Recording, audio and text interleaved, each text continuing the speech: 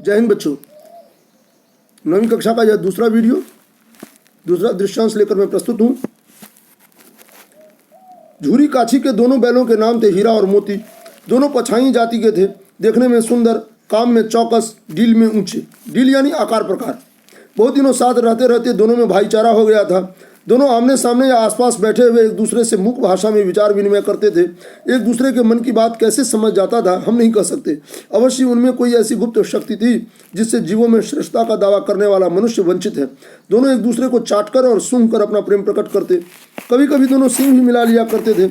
विग्रह के नाते, विग्रह यानी लड़ाई झगड़ा, विग्रह के नाते से नहीं, केवल विनोद के भाव से, आत्मीयता के भाव से। जैसे दोस्तों में घनिष्ठता होते ही धौल धप्पा होने लगता है, इसके बिना दोस्ती कुछ फुसफुसी, कुछ हल्की सी रहती है, जिस पर विश्वास ज़्यादा नहीं किया जा सकता।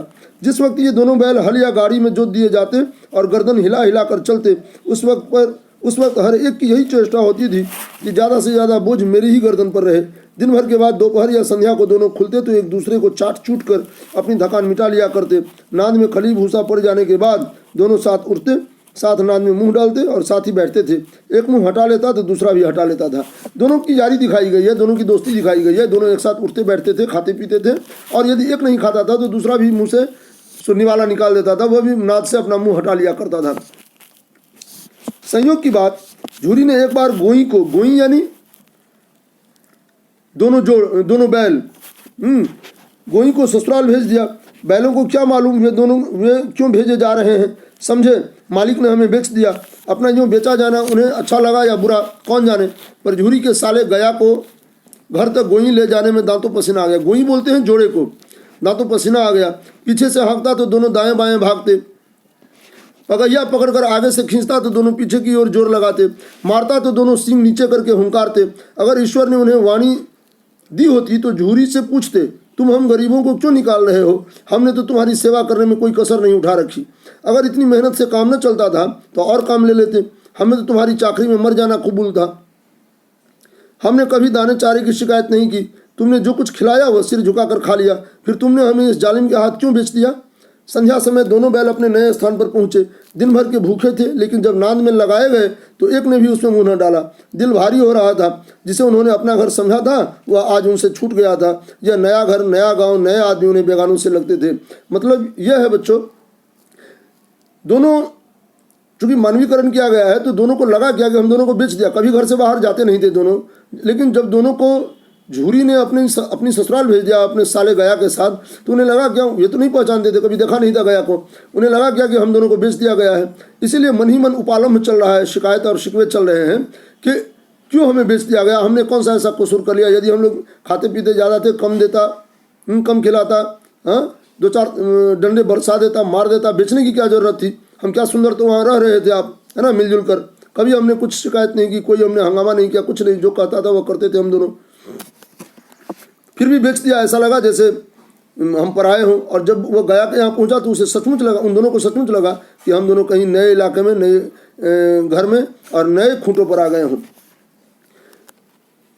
दोनों ने अपनी मुख भाषा में सलाह की, एक दूसरे को कनखियों से देखा और लेट गए। जब गांव में सोता पड़ गया तो दोनों ने जोर मारकर पगहे तुरा डाले और घर की तरफ चले। पगहे बहुत मजबूत थे, अनुमान न हो सकता था कि कोई बैल उन्हें तोड़ सकेगा, पर इन दोनों में इस समय दूनी शक्ति आ गई थी। एक एक झटके में रस्सियां टूट गईं। झूरी प्रातःकाल सोकर उठा तो देखा उसने कि दोनों बैल चरनी पर खड़े हैं। चरनी यानी जहाँ चरते हैं। दोनों की गर्दनों में आधा आधा गराव यानी वह रस्सी जो गले में लटकी रहती है। घुटनों तक पाँव कीचड़ से भरे थे। गराव लटक रहा है, घुटनों तक पाँव कीचड़ से भरे हैं, और दोनों की आंखों में विद्रोह में स्नेह झलक रहा है। झूरी बैलों को देखकर स्नेह से गदगद हो गया, यानी दिल भर आया उसका गदगद होना। दौड़कर उन्हें गले लगा लिया। प्रेमालिंगन और चुम्बन का वह दृश्य बहुत ही मनोहर था। घर और गांव के लड़के जमा हो गए और तालियां बजा बजा कर उनका स्वागत करने लगे। गांव के इतिहास में यह घटना अभूतपूर्व न होने पर भी महत्वपूर्ण थी। बाल सभा ने निश्चय किया दोनों पशुवीरों को अभिनंदन पत्र देना चाहिए। अभिनंदन पत्र, स्वागत में, सम्मान में जो पत्र लिखा जाता है, जो प्रशंसा में जो पत्र लिखा जाता है वह प्रशस्ति पत्र बोलते हैं, जो पढ़कर सुनाया जाता है सभा में। कोई अपने घर से रोटियां लाया, कोई गुड़, कोई चोकर, कोई भूसी। एक बालक ने कहा, ऐसे बैल किसी के पास न होंगे। दूसरे ने समर्थन किया, इतनी दूर से दोनों अकेले चले आए। तीसरा बोला, बैल नहीं है, वे उस जन्म के आदमी हैं। इसका प्रतिवाद करने का किसी को साहस न हुआ। झूरी की स्त्री ने बैलों को द्वार पर देखा तो जल उठी, बोली, कैसे नमक हराम बैल हैं कि एक दिन वहाँ काम न किया, भाग खड़े हुए। झूरी अपने बैलों पर यह आक्षेप यानी आरोप सुन न सका। नमक हराम क्यों है? चारा दाना न दिया होगा तो क्या करते? स्त्री ने रोब के साथ कहा, बस तुम ही तो बैलों को खिलाना जानते हो, और तो सभी पानी पिला पिला कर रखते हैं। झूरी ने चिढ़ाया, चारा मिलता तो क्यों भागते? स्त्री चिढ़ी, भागे इसलिए कि वे लोग तुम जैसे बुद्धुओं की तरह बैलों को सहलाते नहीं, खिलाते हैं तो रगड़ कर जोतते भी हैं। ये दोनों ठहरे कामचोर भाग निकले। अब देखूं कहाँ से खली और चोकर मिलता है, सूखे भूसे के सिवाय कुछ न दूंगी, चाहे खाएं या मरे। वही हुआ, मजूर को कड़ी ताकीद यानी हिदायत दे दी गई कि बैलों को खाली सूखा भूसा दिया जाए। बैलों ने नाद में मुंह डाला तो फीका फीका, न कोई चिकनाहट न कोई रस यानी आनंद। क्या खाएं? आशा भरी आंखों से द्वार की ओर ताकने लगे। झूरी ने मजूर से कहा, थोड़ी सी खली क्यों नहीं डाल देता बे? देखिए, बे जो है यह कोई गाली नहीं है। बे बॉयकार बे, उर्दू में अरे को बोलते हैं, हिंदी में रे बोलते हैं ना।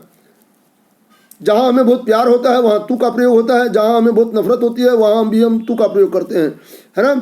माँ के लिए तू कितनी अच्छी है, तू कितनी भोली है ना, प्यारी प्यारी है, ए माँ। देखिए कितना सुंदर गीत है। उसी तरह ईश्वर के लिए, हे ईश्वर तू महान है। चोर के लिए, तू घर में कैसे घुसने की हिम्मत कर सका? तू आया क्यों? तू घुसा कैसे? देखिए यहाँ तो बे जो है वह अरे का उर्दू वाला रूप है, अरे का उर्दू भाषी रूप है यह बे। अरे ये कोई गाली नहीं है। क्यों बे यानी अरे, क्यों रे, रे अरे यह है। मालकिन मुझे मार ही डालेंगी, चुरा कर डाला ना दादा, पीछे से तुम ही उन्हीं किसी कहोगे। ये होता है क्या, बैल जब दोनों आ गए ना तो दोनों पति पत्नी में झगड़ा होने लगा। पत्नी जो है वो कुछ भी सह सकती है, महिला कुछ भी सह सकती है, लेकिन मायके का अपमान नहीं सह सकती। सीधी सी बात है, प्रेमचंद ने ही कहा है। तो जब दोनों बैल आ गए तो गया झूरी की पत्नी को बुरा लगा कि भाई मायके का काम छोड़कर दोनों आ गए थे। इस पर झूरी ने कहा कि खाना नहीं दिया होगा तो खाना क्यों नहीं देंगे? वे लोग तुम्हारी तरह थोड़ी ही हैं कि बस केवल दिन भर प्यार करते रहे बैलों से। खाना दिया लेकिन रगड़ कर काम भी लिया। काम में ये दोनों कामचोर हैं इसलिए भाग कर आ गए। बहरहाल दूसरा यहाँ लंबी कहानी है।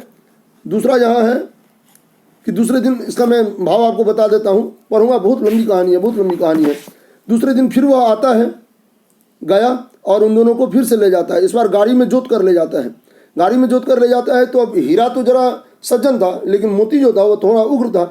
वह क्या करता है तो बीच बीच में, अच्छा, गाड़ी में जो जुआ होता है बाईं ओर और दाईं ओर, जो दो कंधे बनाए जाते हैं, उन दोनों में बाईं ओर का जुआ बहुत ही भारी होता है, उसी पर सारा दारोमदार होता है बाईं ओर का जो जुआ होता है। तो हीरा को बाईं ओर रखा गया क्योंकि वह थोड़ा समझदार था। मोती उग्र स्वभाव का था, वह जब चाहता तब गाड़ी को गड्ढे में ले जाने का प्रयास करने लगता था। जब मन में आता गाड़ी को गिरा देने का प्रयास करता था, लेकिन हीरा संभाल लिया करता था और आंखों ही उसे चेतावनी देता था, ऐसा मत करो। खैर किसी तरह राम राम करते हुए दोनों हीरा गया के यहाँ पहुँचे। गया के यहाँ पहुँचने के बाद उन्हें खूंटों से बांध दिया गया और वहाँ बांधने के बाद उन्हें खाने पीने को कुछ नहीं दिया गया। अब उन्हें मोटे मोटे रस्सों में जकड़ कर रखा जाने लगा, इतने मोटे रस्सों में कि उन्हें चबाना या उन्हें तोड़ना उनके लिए बहुत ही कठिन सा काम हो गया था उन दोनों के लिए। दोनों वहीं क्या करते दोनों। दूसरे दिन उन्हें खेत में जोता गया, फिर वहाँ से लाकर पल भर भी सांस नहीं लेने दी गई उन्हें, है ना, सांस नहीं लेने दिया गया मतलब उन दोनों को एक सेकंड के लिए भी फुर्सत नहीं मिलती थी। वहाँ खेत से जब लौटते थे तो खाना पीना कौन कहे, पानी भी नहीं दिया जाता था और उसके बाद फिर दूसरे काम में जोत दिया जाता था, गाड़ी में जोत दिया जाता था, दौनी में जोत दिया जाता था, कहीं कुछ और उसके बाद दिया भी जाता था। और शाम के समय थोड़ा बहुत रूखा सूखा कुछ दे दिया, नहीं दिया, पानी दिया तो चारा नहीं, चारा दिया तो पानी नहीं, चारा भी सूखा सा। इस तरह से दोनों एकदम व्यथित हो गए, सूख कर काटे हो गए इतने कुछ ही घंटों में। उनके यहाँ एक लड़की रहती थी, वो लड़की बहुत ही प्यारी लड़की थी, बहुत भोली लड़की थी, है ना। उसकी सौतेली माँ उस घर में रहती थी, यानी वो लड़की जो थी उसकी माँ गुजर चुकी थी, तो सौतेली माँ उसके साथ बहुत ही दुर्व्यवहार करती थी। उस बच्ची का मन हमेशा रुआंसा रहता था और हमेशा अपनी माँ को याद करता रहता था उसका मन। बहरहाल उसने जब इन दोनों बैलों के साथ ये जाती होते हुए देखी तो उसे बहुत दया आई। किसी न किसी तरह उसने अपने आप को उन बैलों से जुड़ा हुआ पाया और उन्हें चुपचाप एक रोटी खिलाने लगी। इतने बड़े बड़े लहीम शहीम यानी बड़े बड़े लहीम शहीम काठी के बैल, उन्हें एक रोटी से भला क्या मिलता। लेकिन दोनों रोटियां खाने के बाद सो परितृप्ति की डकार लेते थे। उन्हें लगता था कि कोई तो है, एक रोटी से भला उनका क्या होता, लेकिन उस एक रोटी में जो स्नेह मिला हुआ था, उस एक रोटी में जो प्रेम घुला हुआ था, उस एक रोटी में जो बच्चे का वो स्नेहासिक्त भाव मिला हुआ था, उस स्नेहासिक्त भाव के कारण, उस प्रेम के कारण, उस स्नेह के कारण, उस नेह के कारण उन दोनों के पेट भर जाया करते थे। उस आपसी सौहार्द के कारण उन दोनों के पेट भर जाया करते थे। उस सहानुभूति के कारण उन दोनों के पेट भर जाया करते थे। और इस तरह काफ़ी दिन हो गए। एक दिन दोनों बैठकर उस रस्सी को, जिन रस्सियों से दोनों बंधे हुए थे, दोनों चबाने लगे। तब तक वह लड़की आई और उस लड़की ने दोनों बैलों के रस्से खोल दिए। दोनों कुछ देर तक खड़े रहे। लड़की ने देखा कि क्या बात है। दोनों बैलों ने सोचा कि यदि हम भाग जाएंगे तो लड़की को मार पड़ेगी। बैलों को भी कहानी पता लग गई थी कि यह सौतेली बेटी है और इसे इसका पिता और इसकी माँ दोनों मारते हैं। बहरहाल दोनों बैल जा नहीं रहे थे, तो इस पर लड़की ने चिल्लाना शुरू कर दिया कि देखो भूपा जी के दोनों बैल भागे जा रहे हैं, भागे जा रहे हैं, भागे जा रहे हैं। इस पर घर से गया निकला। गया को निकलते देख दोनों बैल फुर्र हो गए, भाग गए। जाते जाते रास्ते में उन्हें एक सांड मिला और सांड बैलों का दुश्मन होता है।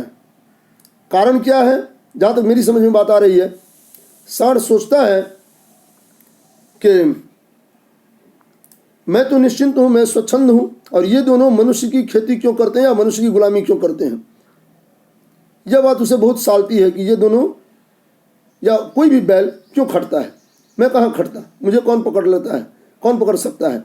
दोनों में शारीरिक अंतर है, इसलिए भी तो हो सकता है इसी कारण अपने ही जात भाई को सो खटते हुए देखकर उसे गुस्सा आ जाता होगा।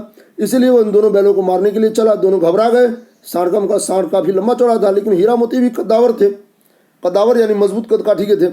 दोनों ने आपस में सलाह मशवरा किया कि यदि एक को मारेगा तो दूसरा हमला करेगा, दूसरे को मारेगा तो पहला हमला करेगा, इस तरह से। और इस तरह नीति बनाकर दोनों सांड पर टूट पड़ते हैं और सांड को मारकर भगा देते हैं। यहाँ यह बात भी समझने लायक है कि अंग्रेज बहुत ही मजबूत थे। यदि हम पर एक दल पर आक्रमण करता तो दूसरा दल उस पर दूसरा दल यदि उस पर आक्रमण कर दे तो अंग्रेज बौखला जाएगा, और यदि वह दूसरे दल की ओर मुड़े तो पहला दल आक्रमण कर दे तो वह फिर बौखला जाएगा। इस तरह दोनों ओर से जब दो तरफा वार उस पर होगा, दोनों ओर से आक्रमण किए जाएंगे उस पर, दो तरफा वार उस पर किए जाएंगे, तो वह थक हार कर भाग खड़ा होगा, हार जाएगा वह। यह भी एक शिक्षा दी जा रही है कि यदि दुश्मन मजबूत हो तो तुम कमजोर होकर भी यदि चाहो तो मिल सकते हो, एकजुट हो सकते हो। और एकता, एकजुटता और ऐक्य यदि यह बन गया तो दुनिया की कोई ताकत तुम्हें झुका नहीं सकती, हरा नहीं सकती।